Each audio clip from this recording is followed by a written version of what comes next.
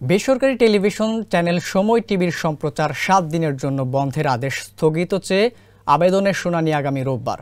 Chamber আদালত এই দিন ধার্য করেন। রোববার আপিল বিভাগের পূর্ণাঙ্গ বেঞ্চে এই বিষয়ে শুনানি হবে।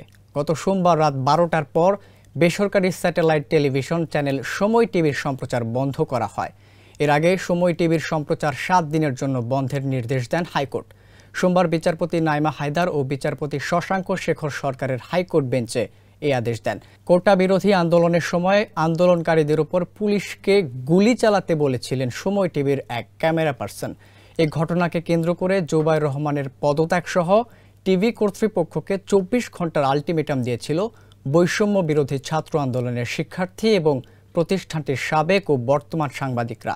২৫০টিরও বেশি ডিজাইন অপশন নিয়ে ওয়ালটন স্মার্ট ফ্রিজ, বোঝে আপনার প্রয়োজন। এরই ধারাবাহিকতায় এ সংক্রান্ত রিটের আদেশে হাইকোর্ট সময় টিভির সম্প্রচার ৭ দিনের জন্য বন্ধ রাখার আদেশ দেন।